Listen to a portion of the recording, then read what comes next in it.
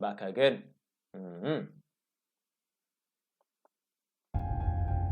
Something needs to be done. They are not the most dangerous prisoners known to society at all. I'm not saying I didn't deserve prison, because I did. What I didn't deserve was a sentence with no release date.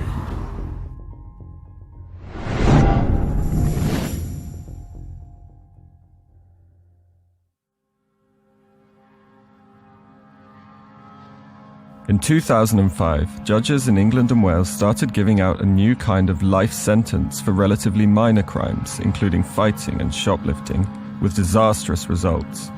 It's created a flawed system where thousands of offenders have already served their normal sentence or tariff, but no one can predict when or if they might ever be released. Indeterminate sentences for public protection, or IPPs, were IPP, blood. The worst, the nastiest sentence you could ever be given by a judge. So, most people, if they get a 3-year sentence by the judge, they do half their sentence, innit? They do a year and a half, they do 18 months. Maybe a year, maybe 12 months on good behaviour. But for the most part, if you only get slapped with a 3-year sentence, you're going to do half of 3 years, a year and a half, 18 months. IPP is a lot different. You have to do the full 3 years. So if you get 3 years IPP, you have to do the complete 3 years. No half sentence, you know, though. The full 3 years. And then you have to go out for parole. So you sit in front of a panel and they decide whether or not you're fit to join society, to join general public.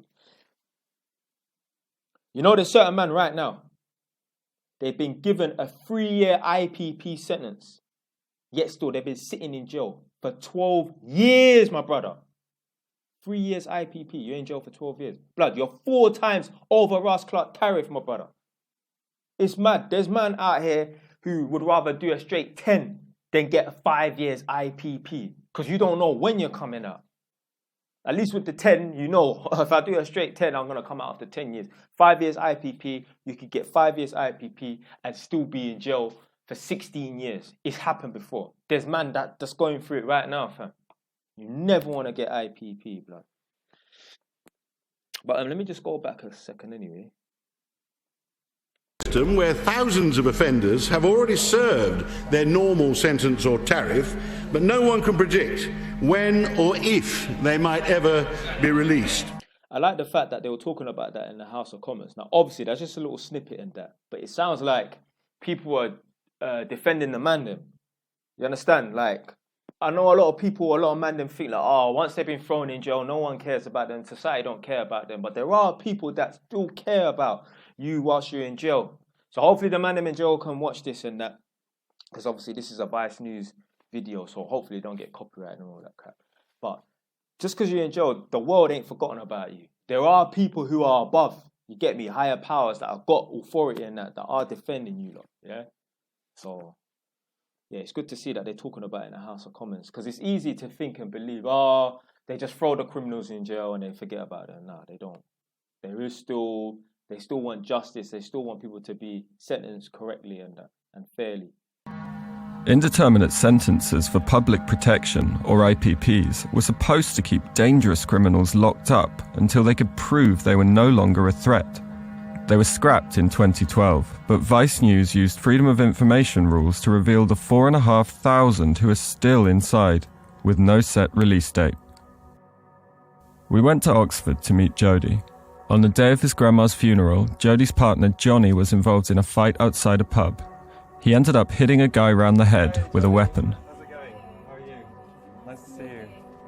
He pleaded guilty to GBH with intent, which was what his charges were. When the judge sentenced him to the IPP, he sentenced him to an 18-month tariff and a 3.5-year recommendation. I left that court with a massive smile on my face. I was with his mum and his family. We went to the pub and we celebrated the fact that he'd got an IPP. Thank God, 3.5 years, 4 years, it's not as bad as what we thought. But we didn't know what we know now. IPP prisoners receive a recommended jail term, and Johnny's ended after 3.5 years. He's now been inside for 8, with no set... What did I say? What did I say? Man been slapped with a 3-year sentence, still inside after 8 years. Left unchecked, could be in there for 12. Remember, if you go in there and you get into fights and that, and you get caught up in like drug run-ins and that, or you're doing drugs, or you're smuggling the phones in and that, blood, you're getting extra days. Or it's not even that you're getting extra days.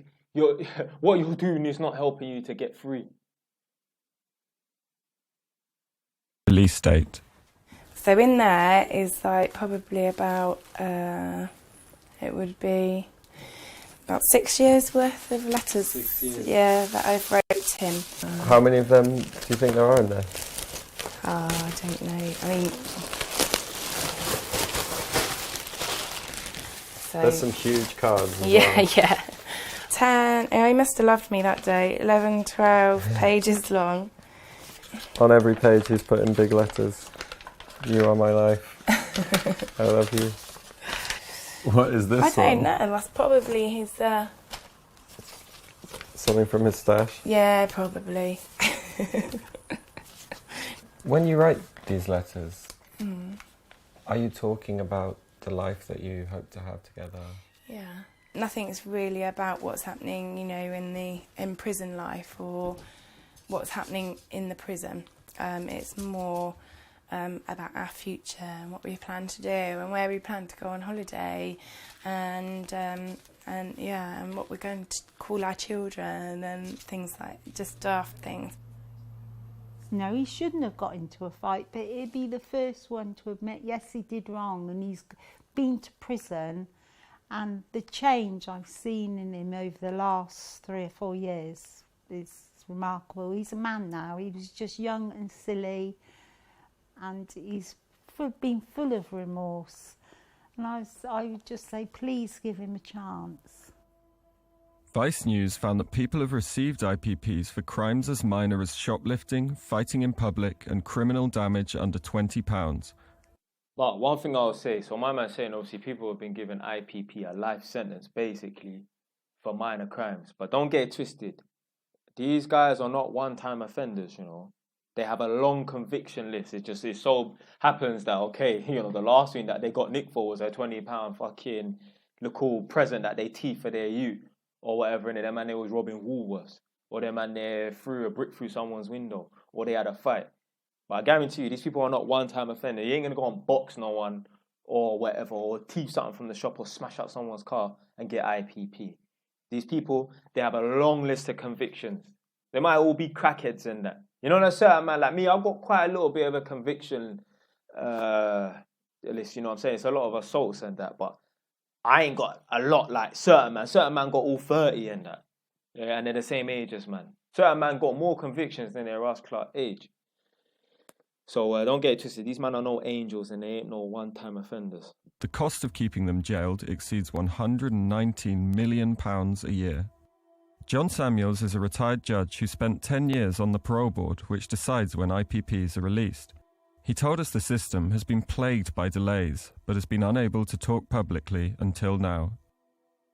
Far more could be done in ensuring the safety of the public by releasing those tariff-expired IPP sentences and supervising them effectively in the community, which would be cheaper and the public safety would not be compromised. What would you say to people who say that those kind of steps would mean releasing thousands of England and Wales's most dangerous prisoners? They are not the most dangerous prisoners known to society at all. The most dangerous prisoners are those who are serving either mandatory life sentences or discretionary life sentences. The parole board faced repeated criticism for the way in which they deal with IPP prisoners. The hearings are often delayed or deferred. Is that the parole board's fault? It's certainly not the parole board's fault that there are delays in the system. The dossiers, which are provided by the Ministry of Justice, are inadequate, full of errors, full of problems, some really basic problems.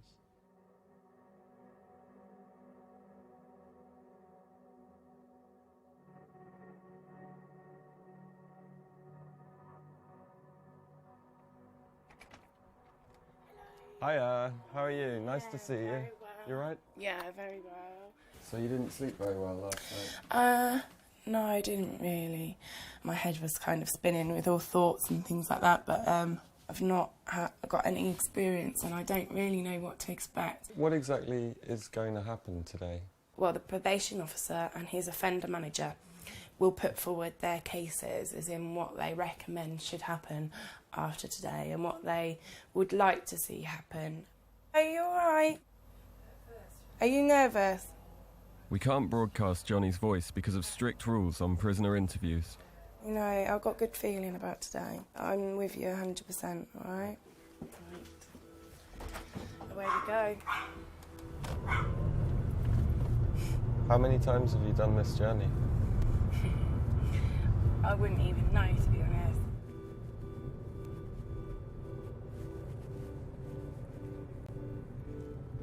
Are you okay? No, not really. This isn't fair. No, And the thing about these parole meetings or whatever, you know, like when they go up to see if the man can be released or not. If you get rejected, you get declined in that. I'm sure it's like another year you have to wait, you know. So, okay, you've been declined today. We'll see you next year, same time next year. He's no angel, like I said. No, he's been silly in the past. He's done stupid things and he's paying for that now. He's paying the price. I just want him home and I want to be able to start our life together. I want to do the normal things that people take for granted. Johnny's freedom rests on convincing the parole board he's no longer a risk to society. It could be another 2 years until his case is heard again.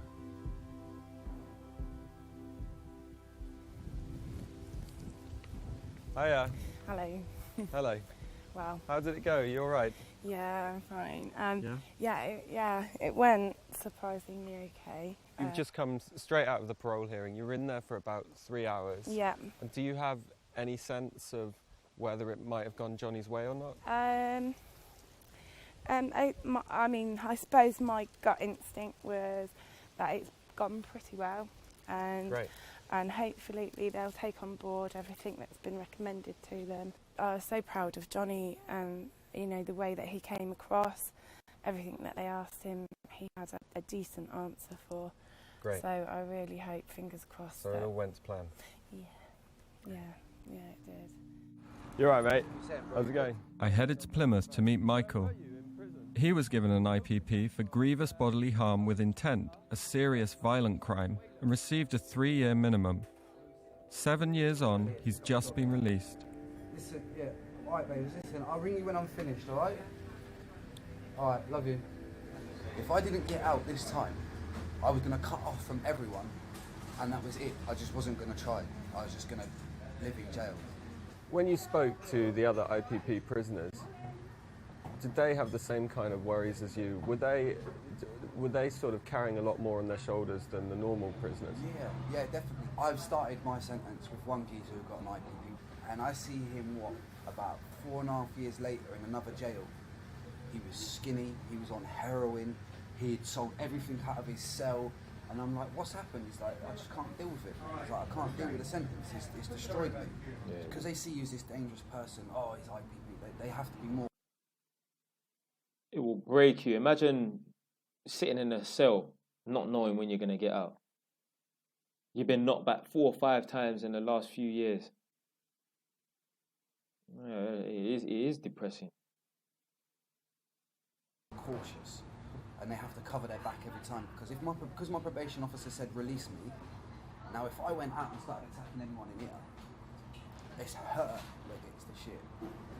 And you got to fight so hard to get out, and then when you do get out, you got to fight even harder to stay out.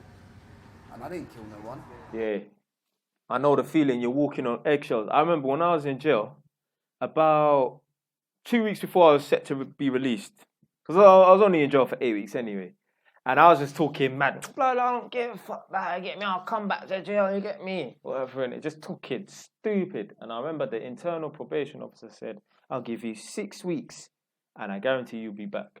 Now, she was wrong. She was right at the time, like my mentality and that. gave off the impression that I would be back. And you know what, to be fair, it's only true, say, man didn't get caught, that's why I didn't get recalled to jail.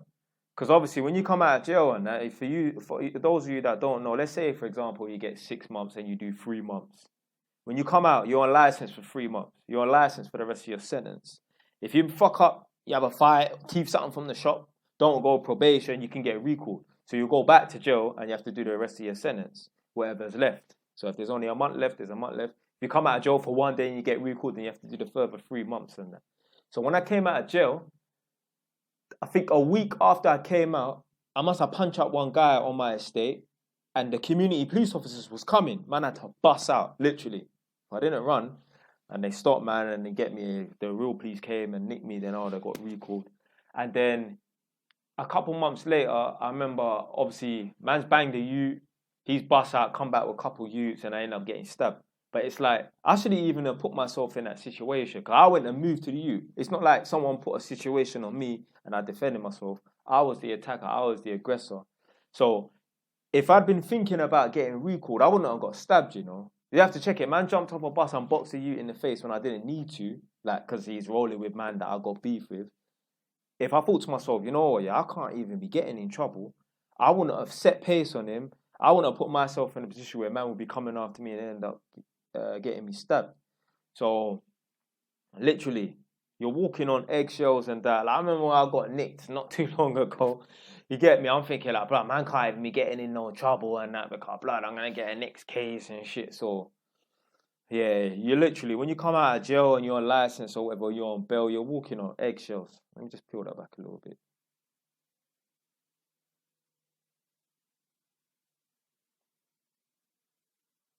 Skinny, he was on heroin, he'd sold everything out of his cell, and I'm like, what's happened? He's like, I just can't deal with it. He's like, I can't deal with the sentence, it's destroyed me.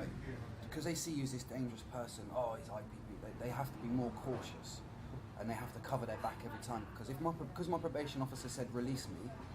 Now if I went out and started attacking anyone in here, it's her that gets the shit.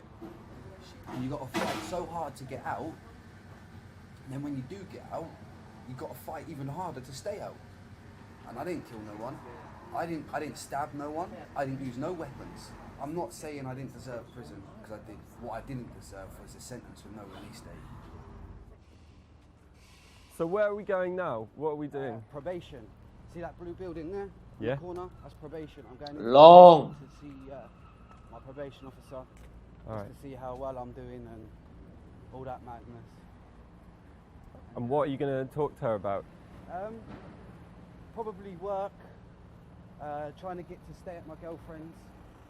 So you're not allowed to at the moment? Nah, not at the moment, because I got to work towards it. I got to prove myself.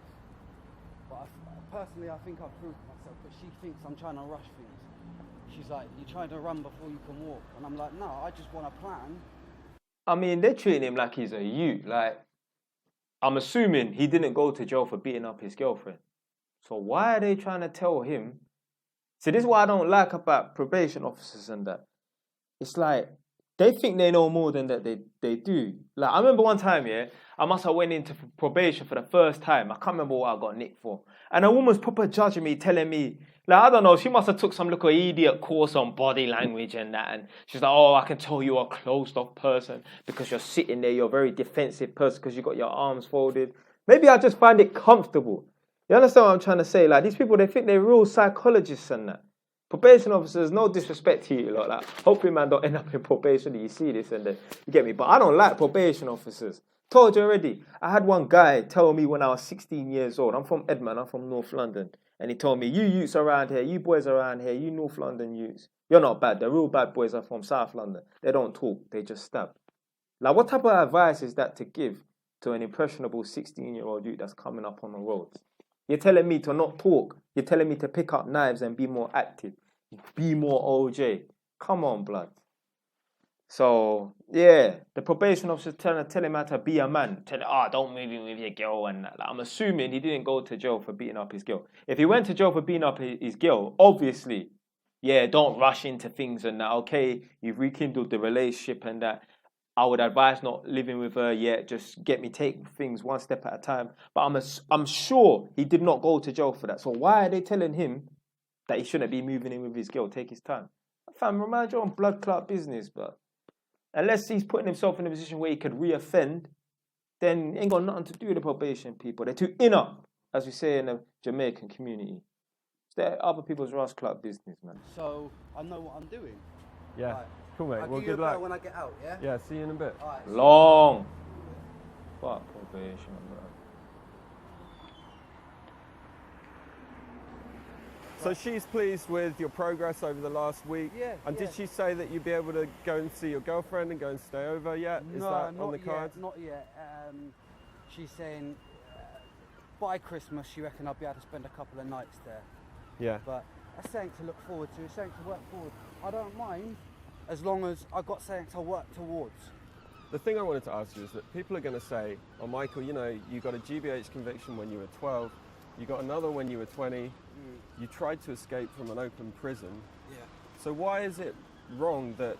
I told you, and obviously you could probably work out yourself. These people are no angels and they got a long list of convictions and that. So like he just said, he done this when he was 12, he done this when he was 20, try to escape. So, like I said, them man, they got a long list of convictions and that. So that's why they've been slapped with an IPP. A man didn't just box someone or throw a brick through someone's window, like they said, criminal damages, or thief from Asda and get an IPP. No.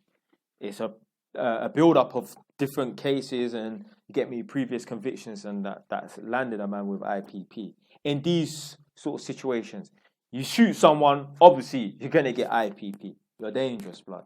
Whether it's your first offence or not. You're kept in prison until the parole board decides that it's time to release you. I didn't kill no one. I didn't stab no one. So, fair enough. What I done was quite bad. I beat someone up for no reason. There wasn't a reason behind it. So, like I said, I deserve the prison sentence. So, like I said, he didn't put his hands on his gal. I don't know, some random brother on the street or whatever. So, what's that got to do with him going to see his girl? But to give her, I don't know how to describe myself at that age, a young boy, a sentence where he hasn't got a release date, nothing to look forward to, that's not fair. It's not. It's disgusting. Fair enough. Give me a 15-year sentence. At least I know when I'm getting out.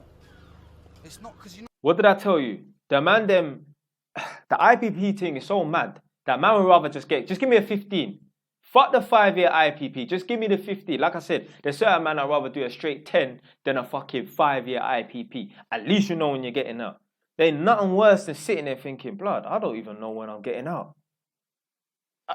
Yeah? I've gone past my 3-year tariff. I'm on my 5th year. I'm 2 years over tariff. I don't know when I'm getting out. There's other man that I've chatted to. Yeah, they've been in 8 years after tariff and that. I don't know. I'm on my 5th year. I don't know. I might be coming out in 5 years. I might be coming out in 15 years, blood. You just don't know. You're not just punishing me. You're punishing my family. You're punishing my mum. You're punishing my nan. You're punishing all these people that haven't done nothing wrong. All they're doing is they're supporting a young lad that went down the wrong path. Because it's not just me that does the sentence. They do the sentence as well. IPPs are on probation for a minimum of 10 years, and if Michael breaks a rule, like staying at his girlfriend's, he can go straight back to prison.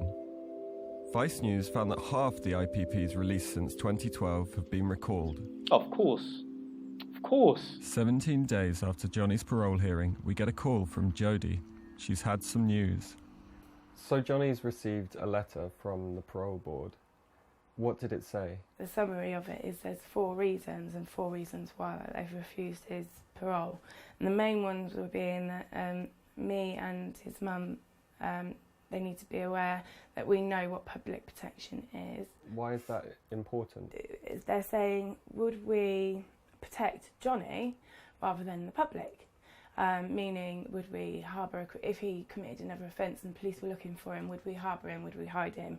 So how does it feel as a family that supported Johnny all the way through, that speaks to him every day, knowing that the focus isn't on Johnny's behaviour, but now it's on you and on the support that you're able to provide him? It feels like he's not been released because of something that we've done or something that we haven't done or something that we could do better. Are you going to be able to appeal the decision? How long is it going to take? It could take quite a few months, but our hope is that we're going to appeal the decision. From having a quick conversation with his solicitor, her opinion is that there seems to be more than enough grounds to appeal it. And if you didn't seek the route of judicial review, how long would it take for him to receive another appeal? They say 12 to 18 months, but more than likely it would be 2 years before we actually get to sit before parole board again. His actual words to me were, well, you saw with your own eyes now. He says, I don't think I'll ever get out. How can you be too supportive? I just can't. I don't understand it. I promise you, I don't care if you put this in it, I will fight this until the day I die. What? They're literally just using any excuse to lock the man up and keep him inside. Oh, you might protect it. What? Fam, like, they're just plucking shit out of thin air, blood. What's it like knowing that, you know, it'll probably be another 12 months, maybe 18 months before he gets another hearing? Awful. Awful. Can you imagine? Absolutely awful. You know, I've said things to the family like, if I die before he comes home, look after him. Sorry. Because, you know, the years are against me now rather than for me, and I'm trying to keep strong for him. But it's just awful. The waiting's awful. According to the parole report, Johnny still poses a medium risk of reoffending. The Ministry of Justice could release IPPs like Johnny onto the strict licence conditions Michael faces, but they told us they have no plans to do so. The parole board said they're working hard to tackle the caseload, but acknowledged it had increased considerably. It seems that nobody wants to take responsibility for the UK's forgotten prisoners, still serving an obsolete sentence with no set release date.